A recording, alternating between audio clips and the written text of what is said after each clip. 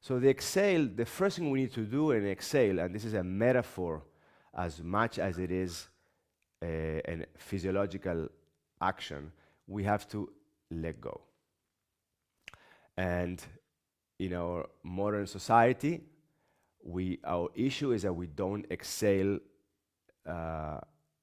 We hold in the air, right? We are contracted. So let go. When you let go, those muscles stop pushing out the lungs, they release it, and the lungs do what? They go back automatically to their natural default position. So it starts to go down, right? And then when it gets to a point where there's an equilibrium, where no air goes in or out, there you have the option of taking another breath in and then just repeat the process.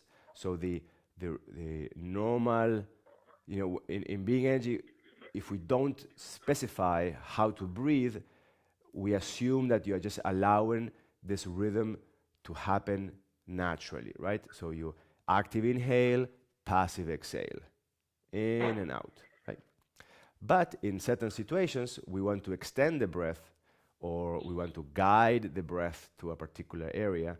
So after we feel that the passive air is stopped going out, we can begin a second component of the exhale, which is an active exhale.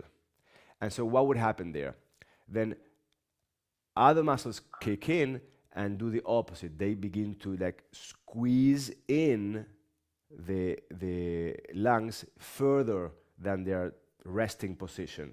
And the squeezing in, so if you all do with me an active exhale, you will feel that everything here is feeling like it's contracting, condensing, right? And it's essentially just if I grab the balloon and I press on it, and then I am ejecting more air out.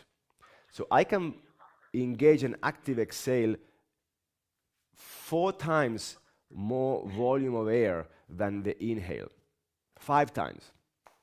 You can really push a lot of air out, right? All that air normally doesn't recycle. It just tends to stay stagnant. That's why an active exhale is a very beneficial physiologically, because it renews air that is stagnant otherwise. That stagnant air means that you retain acid because you're not exhaling enough carbon dioxide, and also it means that it's an air that is less oxygenated because you haven't renewed it, so it doesn't have a higher concentration of oxygen. So that's what stagnant air means. Less oxygen for the tissue and more acidity building up in your body.